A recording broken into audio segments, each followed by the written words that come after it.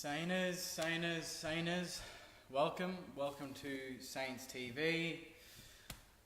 Finally, it's here. Well, not quite here. A couple of days away, 3 days. But the excitement's building. The first official preview of the season, the first real video. It's good to not talk about JLT or trade season or anything like that. We're getting straight into the actual business. And the teams are out, so that's obviously the talking point, is the teams. We're playing Gold Coast, round one, at Marvel Stadium on Sunday at 1:10 p.m, and we want to get our season off to a good start, to a winning start. We're favourites just. It's like $1.50 to $3. But again, you never know with round one. I mean, I've tried to do the tipping this round, and even some games that last season you'd say, yep, that team's easily won. It's just tough to pick. But first things first, let's go through our round one team, and then we can discuss it and see who should make it, because I think 4 to be omitted. So it's an extended bench, but let's get into it. So from the back line, we've got Jaron Geary, which we knew, Darren Joyce at fullback. So no Nathan Brown there that I can see. He's obviously suspended, so Joyce he's definitely going to be playing with Shane Savage in the other back pocket. Jimmy Webster, Josh Battle starts as centre half back, which will be interesting, and Jack Nunes in that half back role moving forward. On to the centre and the wing. One wing on the right side is Jack Sinclair, which is great to see him there. I think that's where he plays his best footy, on the wing, running up and down. He's got that huge engine. Hopefully he can accumulate a lot of possessions. Sebastian Ross in the midfield. Jack Billings on the other wing, which is great. I want to see him there and then pushing forward when he can, but primarily on the wing, in the centre, winning the ball and kicking it well to our forwards on the lead. That's what I want him to do this season. It's a big season for Billings. He's back in the leadership group. Oh, his first time in the leadership group after Robertson being dropped out of there and not playing for the season, obviously, because of his heart, which is just terrible news. But hopefully we can get through it and we can cover his absence in the back line. On to half forward, and Dean Kent will play his first game for St Kilda, which is awesome. I thought he was great in both JLT games. He averaged around 15 possessions and kicked a couple of goals. So that's exactly what we want from him. Obviously, Mav Weller's playing for Richmond tonight, so Dean Kent's taking that position, and hopefully he makes it his own. Joshy Bruce, it is so good to have Josh Bruce back at centre half forward. I think he'll really prove a big difference in our forward line if he can stay fit and if he can play most of the season. Last season he missed 18 or so games, and I think having him back will make us realise how much we missed him last season. And even in pre-season, with a few little things that he did in the forward line, it's going to be a massive bonus for us having him there and taking another decent defender away from someone like Tim Membry. And if Paddy McCart never plays and Max King comes in, takes a defender away from them, because he's very good. He's a 50-plus goal kicker. He's done it before, and I'm confident he can help us out a lot this season. The big one is Matty Parker. How good is it to see this guy debut? He's just come from B-League 2 seasons ago in WA. Now he's playing for St Kilda in the AFL in round one, which is a great story. It was awesome footage from the Saints posting today, where he had his kid and his wife, and he told them the news. It was just awesome news, and that's what footy's all about. And hopefully you just know he's that sort of player, that he's going to take every opportunity as if it's his last, and he's never going to take it for granted. And hopefully that sort of mentality and attitude towards every week will just kind of rub off on all the other guys, and they can just kind of follow his act. Other forward pocket is Jack Loney, so a guy that we kind of criticised a lot last season, but towards the back end of the season he got a good run and actually did some nice things. So he starts there. Tim Membry at full forward, which we know. Tim Membry looked very good in that second JLT game against Bulldogs. Kicked 3. I think he kicked 3 in both games, actually. So 6 goals in 2 games from him in pre-season. Expecting a big season from him. As long as he can kick straight and get his kicking back to where it was, we're in for a good show. And then in the other forward pocket, the old Gresh Prince, Jade Gresham. Just a huge season I want from him. He's shown so much already. He's such an exciting fucking player. You just want him to just grab a game. He's done it before. He's kicked 5s and 6s against Melbourne, against Richmond. He's done it against good teams.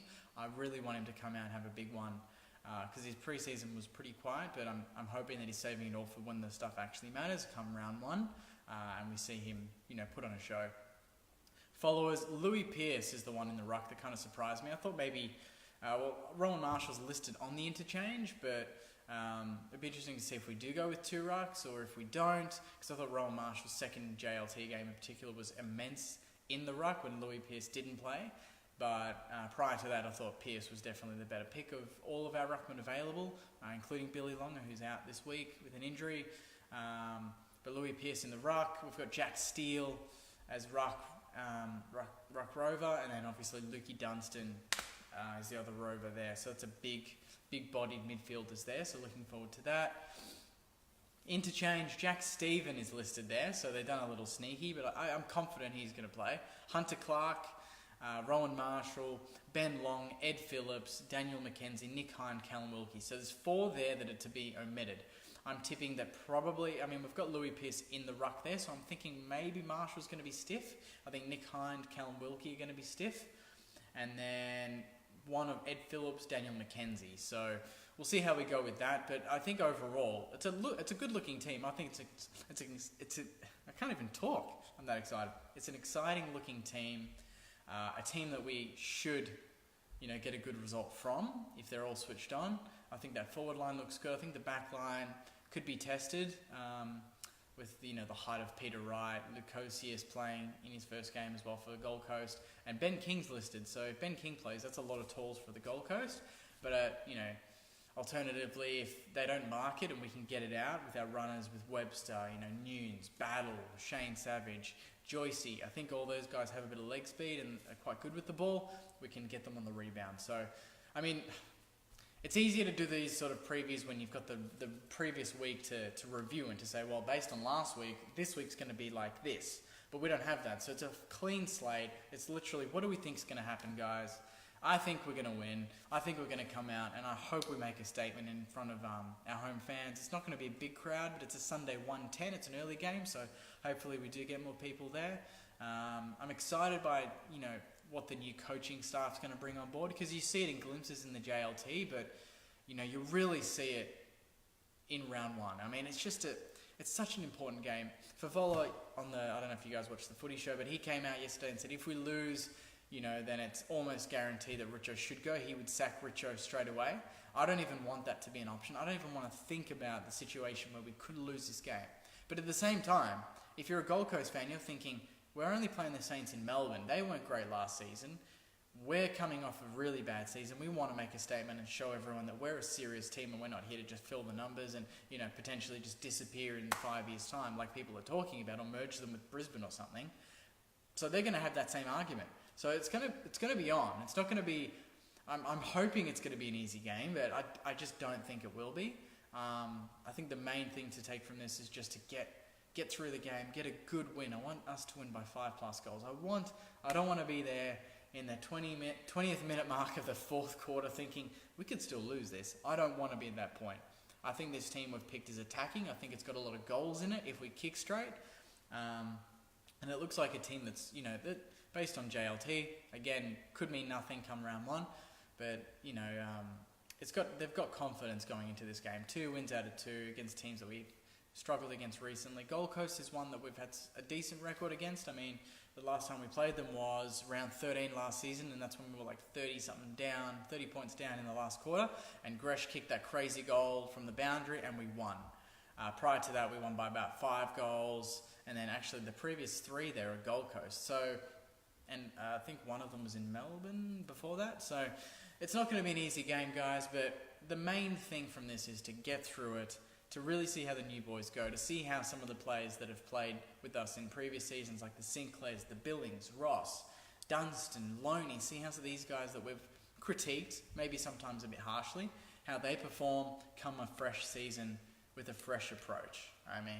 I just want to ignore last season. It's all new now. This is just this point forward. It's where it's all at, and we don't want to go into round 2 against Essendon with a blip already on the radar. We want to go in there with a win under our belts, with some confidence, and this gives us a good chance to really test the new game plan. and really identify what it is, because against the top teams it's always harder to do because they always have the ball and you're probably worrying about them more than yourself. But in this game I think we can really control our destiny and worry about what we want to do, and I think we'll get the most out of it. I'll stop ranting, but let's go through some of your comments. Glad Pearce is in, Darren reckons. I'll just go this way. Peter says, agree, Billings on the wing is a good choice, especially with other small forwards we have. Definitely. I think that we've got him covered with Gresh, with Loney. We've got Ben Long, who's re-signed, Max King, Matty Parker, Dean Kent. There's a lot of smalls there that are going to be suited to those positions. That means we can push Billings up. Prior to that, we probably didn't. We needed him there. We relied on him near goal. I don't think we need that. We want him to be delivering it to our forwards on a golden platter. Out for Four Jacks will step up. Ben White. I'd like to see, I'd like to see Pearce and Marshall both playing. Marshall is a good forward and can hold his own in the ruck. I agree, Paddy's not playing. Maybe we want to go the three talls, but we want to be able to rotate the ruck. Marshall can go deep, but he can go in the ruck too. I don't know how Pearce goes in the forward line, so if there was that sort of structure, that might be something that the coaches will be reluctant to do, but I wouldn't be complaining if both of them played, because I think both of them showed something in the preseason. Isaac Smith, glad Jack Stephen is back, should be highly influential. As always, Stephen is, what can you say about him? He's a champ of this club, 4 or 5 time best and fairest player now. I mean, just having him in the midfield is just going to make the other team worry that little bit more. And obviously Ablett's not in the Gold Coast lineup, hasn't been for a while. That kind of leaves their midfield a bit light. They've got David Swallow, George Holland-Smith, Lockie Weller. There's not a lot of A grade there, so we could take advantage of that. Seems everyone's excited for Matty Parker. Belinda says, go Josh Battle, can't wait to watch. Sean says we should win. I agree, but let's see how we go. Michael says, I think we'll win, but it'll be very close due to our lack of experienced talls. Sean says, come on boys. Meg says, that was the best game against Gold Coast last year. My heart jumped out of my chest when we made that comeback. Hopefully we don't have to this time, or we can just win. Adam says, surprised Marsh isn't in the team. Yeah, that's a good point actually. I completely forgot that we've signed him. We've signed the other Carlton player as well, Rowe. So he wasn't there. I'm not sure if there's a deadline on that. But yeah, that's a very good point, Adam. That surprising that neither of them made the call. But I think they're trusting Joyce and Josh Battle, and they might, depending on them, I don't think they want to throw them straight into the deep end. They might probably play for the seconds in Sandy. If Sandy's playing this weekend, I'm not too sure. Give them the run there, and then depending on how we go, we could make changes. But I agree that we couldn't throw both of them in, because then there'd be too many tolls in the back line. I think we want to be the sort of team that can rebound pretty quickly, and they don't really give us that sort of leg speed. Nunes, Sinclair, Dunstan out. Hein, Phillips and Stephen take their spot. Long, Marshall, Mackenzie, Clark, interchange. That's my team. Not a bad team. Where's Akers? That's a good point. Where's Akers? I'm not too sure. There wasn't any talk of him being injured. But I don't think we'll miss him if he doesn't play. I think we've got players that can cover him. We've got, a solid amount of midfield depth there now. Not all A grade, obviously, but I think we've got players to cover players, and the main thing for me is to just see how everyone goes here. I'm not going to be picky with who's playing, because some of them we haven't seen yet in that environment. So I'm happy to just let this one play out. Come round 2, that's when we can be a bit more decisive with who plays where, who shouldn't play at all, who should be dropped, who should come in, and then we can get into all that sort of nitty-gritty stuff. Scott says they don't know the structures yet. That's true. They haven't been training. This is in regards to Rowe and Marsh. They haven't been training with us. They didn't play any JLT, obviously. They came in last minute because of a lot of changes. Paddy McCartan being injured, Robertson going out for the season. We were able to bring them in. I think it would be a bit naive to throw them in. Even if it's against Gold Coast, you don't want to risk that where they haven't played. Marsh especially hasn't played for a while. Rowe needs, to train a bit more. So I think with a week off, they can train, maybe play for Sandy, they can get that match fitness going. Peter says both new guys will need match fitness. Exactly. We'll be fit, but maybe not at all standard this week. Exactly. Even against the bottom teams, when you watch AFL live compared to VFL, there's a big step up. So imagine guys coming in when they didn't even get that sort of warm-up in VFL. It's a big risk, especially when they're both players that would be in the back half of our structure, which is the most important half. You don't want them turning the ball over there, because we're going to be conceding goals. I feel like if they were any other position, maybe you'd play them. If they were a full forward, you'd probably play them. But because they're both defenders, I think it's a high risk to bring them both in, especially when we've got Joyce, who's played the whole preseason, and Battle, and they're playing in their positions, fullback and centre half back. So I think that's a good decision. If Dunstan and Sinclair don't show something this week and Caulfield still can't get a game, I'll eat my hat. Surely Austin isn't far off from being in the team either. Austin, I think, was injured, so I'm not sure how far off he is. But in terms of Dunstan and Sinclair, 100%, they're the two that this season's going to be big for them. They don't want to be the Mavwala where they just drop off the radar and we trade them. Although Mavwala is playing for, the premiership favourites tonight, so in front of 80, 90,000 people. So I don't think he's got it too bad.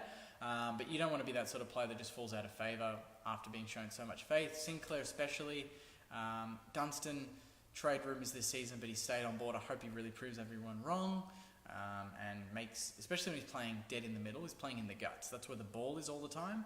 So he's got no excuse not to get 20 plus possessions on Sunday. That's what I'm looking for. 20 plus possessions and a decent game. Decent turnout from him. Adam says, is Stephen 100% going to play? Surely if he has the mental health ticked off, he needs to play. Agreed. And even St Kilda, when they posted the team, said that the main post they had on Instagram, I don't know if it was on Facebook as well, but it was, Stuv is in the lineup with a cheeky face, and I'm thinking maybe they're just teasing us. They're putting him on the bench, but really, he'll run out there with the team, and we're all going to be pumped for it. Scott says, how good is the real Big Maxi adding another 2 years? A bit of an up yours to the Suns. We're taking Ben in 18 months. That's a good point. Hopefully, him signing on and extending and wanting to stay longer, I mean, obviously he hasn't debuted yet, but that shows that maybe it's a hint to Ben King saying, hey, your brother's going to be here for another 3 years. You might as well come over too. That could be interesting. We'll see how Ben King plays. If he does play, he's named on the interchange for Gold Coast, but we'll see if he ends up debuting. They might save that for another week. There's 4 to be omitted for them as well. I'm going to leave it there, guys. I'm going to cut it short because the footy's obviously starting. I've got to make dinner and get the podcast, everything uploaded on Spotify, YouTube as well. So stay tuned for those. I'd love to hear your comments in terms of if we're going to win, which I think most of you will say we're going to win, but give me your margin. I want to know how much you think we'll win by. I'm hoping for something above 35 points. I'm going to go for a 43-point win. I'd like that. I'd like to kick 100 points and win by 40 odd points. I'm not going to be picky. I just want to freaking win. It's round 1. We want 1-0. We don't want to be on the back foot immediately after round 1, especially against Gold Coast at home, because that just sets a bad tone. And we all know that last season on Saints TV, I was hardly in a good mood. I'd like to be in a good mood. And we might have, some footage of fans after games as well coming up this season, which is going to be amazing. So we'll get a few different inputs post-game. So we don't want it to be entirely negative like last season, do we? But I'm confident we're going to get the win. I like the team we've fielded. Let me know what you guys think. And I'll see you after the game. We're at 1:10, so stay tuned for my live review after the game, hopefully in good spirits. Thanks for watching, guys, and I'll see you Sunday.